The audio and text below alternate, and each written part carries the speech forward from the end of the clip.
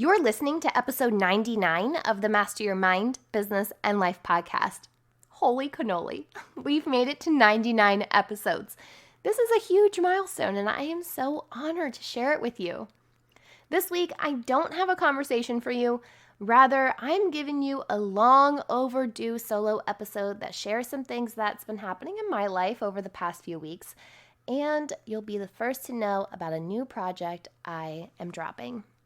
The basis of this episode is all about being in alignment and living your authentic truth. Are you ready to just dive in and get straight to it? You know what to do. Tune in, turn it up, let's go. You're listening to Master Your Mind, Business, and Life. Conversations with everyday world shifters, truth seekers, and rule breakers. Here's your host, Lauren Smith. Hey everyone, it's Lauren Smith. Welcome back to another episode. I know it's been a while since I've done a full solo episode, but today is the 99th episode, and the number 9 is pretty symbolic to me, so it just felt right that I go in and do this solo. The 9th is my birthday.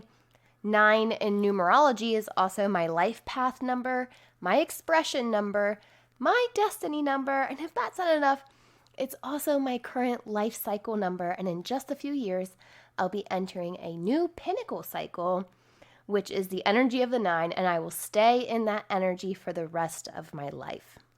9 is also the number of years that I've been a business owner. 9 is a number of spirituality, humanitarianism, and compassion. It's also the last number in numerology as the cycle before you go back to 1. It's the last number of the single-digit numbers, right? So when you see repeating numbers such as 99 or 999 or 444 or 333, whatever it comes up in, they are often referred to as angel numbers. And angel numbers are sequences of numbers that carry divine guidance by referring to specific numerological meanings. In this case, 99 represents universal harmony, destiny, and even karma. It's said that when you see this number, that you need to align your life with what the universe has laid out for you. Align. Now that's something I strive to do on the regular, and I can't always say that I am living in alignment. I've spoken many times that my marketing business stopped bringing me joy about 2 years ago. I began leaning into new arenas, specifically this podcast, and of course just personal development and spiritual transformation in its entirety. But what I haven't disclosed is that behind the scenes, I still held on to a few of my long-term clients to essentially keep my bills paid. And when I say keep my bills paid, I mean legit paying my bills with no extra profit.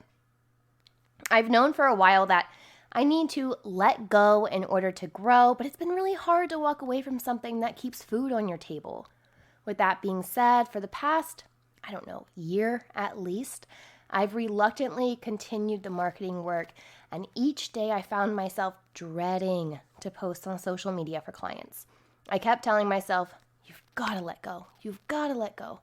But there never seemed to be a quote-unquote good time to let go. The clients that I held on to have essentially been my clients for a minimum of 6 years. They felt like family to me in a sense, and I've always been an instrumental part of keeping their business thriving. 2 weeks ago, one of my clients called to tell me that he's selling his business and he's no longer going to need my services. This, quite literally, was a 4-day notice that my income would be significantly hit big. So if this happened to me, say, 4 years ago, I likely wouldn't have felt this hit on so many different levels. I likely would have thrown a best wishes their way and just hustled to get another client to fill their space, which back in the day was easy peasy. I could land a client like it was my job, quite literally. Present day, it hit me in a different way. Not only about money, because money to me is energy, and energy is always in motion, right? But it hit me because I had that reality check that I've held on to something for so long, for too long actually. Instead of just walking away on my own terms, I got dragged until the universe just cut the cord for me. Not being on the power side of decision-making process in any shape or form is truly something I have always struggled with, because I just like to be in control of my life and my own destiny as much as I can. I'm not going to lie, when he first told me that he was, selling his business and we'd no longer be working together, my immediate thought was, oh, thank God, followed by, oh, shoot, my bills. My intuition was telling me that this was a win, but my ego, driven by anxiety, was telling me otherwise.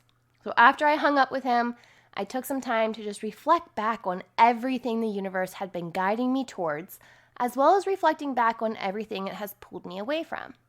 And it's been clear for a long time that it was pulling me away from marketing, social media management, website development, and everything related to that whole sphere professionally. But what was it pulling me towards? In November of last year, I received an oracle deck that's called the Goddess Guidance. All of the cards feature a different goddess with a specific message relating to the goddess on that card. So these are actually my kids' favorite cards to pull, so we pull them together often, and my kids always seem to get these varying cards. Sometimes they'll have repeat cards pulled within a week, but for the most part, they're pulling cards that I've never pulled for myself. Also, when I pull cards for my friends by tuning into their energies, I see cards that I also never get for myself. For weeks straight. I'm talking weeks and weeks straight.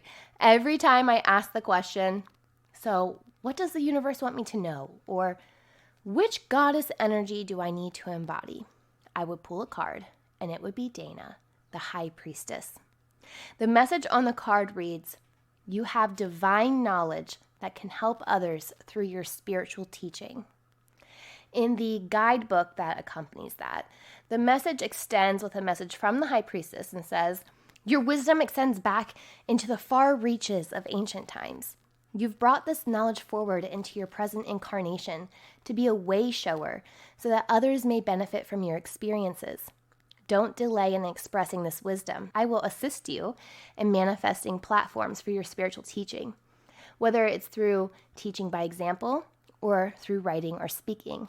All forms of teaching are equally valuable, no matter how many lives you touch." Now, what's interesting about this, and this is something that I've overlooked many times in my spiritual journey, is that when I was in Bali back in 2016 for the Bali Spirit Festival, I was blessed by a Balinese high priestess. Ida Rezi Elite is the youngest person to ever be awarded the official title of High Priestess. She is only 2 years my elder.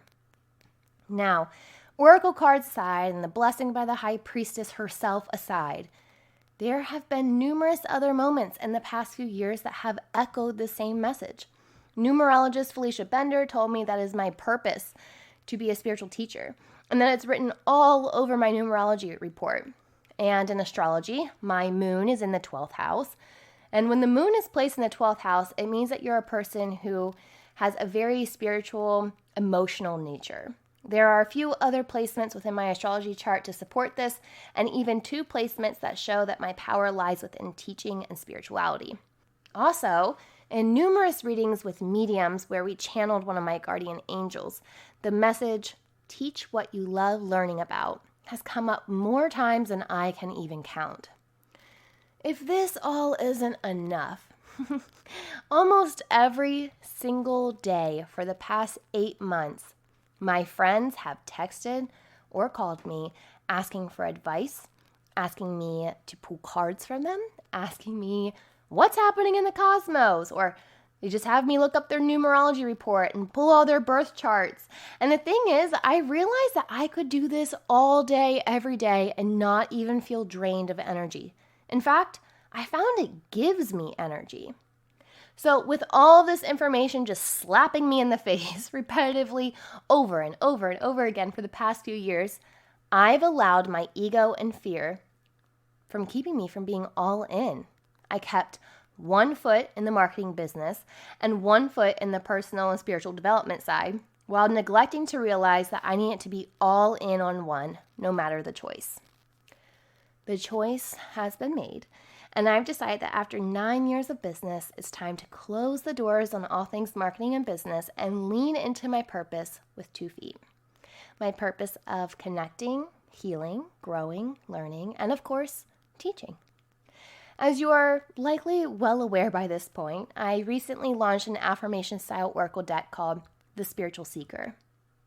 When I was trying to zone in on who I am, it became abundantly clear that I myself am a spiritual seeker, and that there is a thirst for knowledge and connection and healing, not only for myself, but for others.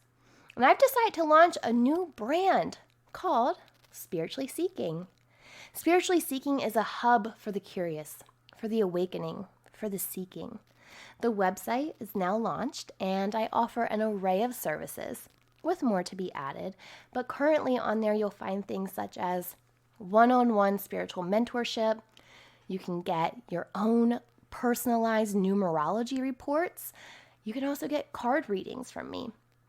There's also soon going to be meditations, courses, ebooks, and whatever else I feel I'm called to create and share. If that's not enough to make you say, okay, girl, I see you, I've got one more little addition.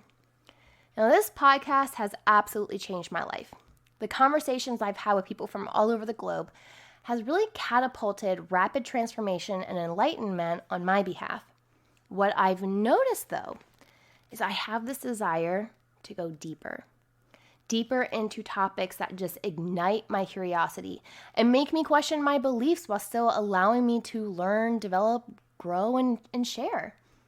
So I have decided to team up with my friend and well-known podcast guest on this podcast, psychotherapist, psychic medium, and angelic Reiki practitioner, Sherelle Turner, and we are going to bring you a brand new podcast. Of course, it is called Spiritually Seeking. Spiritually Seeking will feature topics such as spiritual awakening, portals, vortexes, dimensions, realms, the Akashic records, ancient Egypt, and of course things such as the universal laws and even sacred geometry. The Spiritually Seeking podcast is for spiritual souls who crave truth and realness while on a journey of awakening and enlightenment. The podcast will be done in seasons, and the first season will be launching soon. But don't worry, the Master Your Mind, Business, and Life podcast is not going anywhere. I'm still dropping weekly episodes, and I'm simply expanding my presence and diving into something that's been calling me for a while. I would love for you to head over to spirituallyseeking.com. There is a dash in between spiritually and seeking, so it's spiritually-seeking.com to check out my new offerings. And of course, you can sign up to get alerted when the new podcast launches. When it comes to living in alignment with your purpose, it's truly something you have to check in with every day. We can either choose to ignore the red flags and then get dragged when we don't surrender when we should, or we can let go and let faith take the wheel. I should have done this a long time ago, but I truly believe that everything happens when it should, and I guess that's what we'll just call divine timing. Reevaluate your authentic truth today. Are you living in alignment in all areas? If not, just take a step back and see where your excuses lie.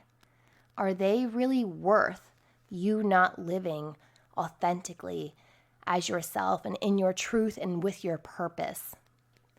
Don't forget to join me on Friday for an episode of Fuel Your Life Friday. I've got a cool episode lined up for the 100th episode of the podcast. Until then, remember, every level of life is an opportunity to grow. Be well, my friend.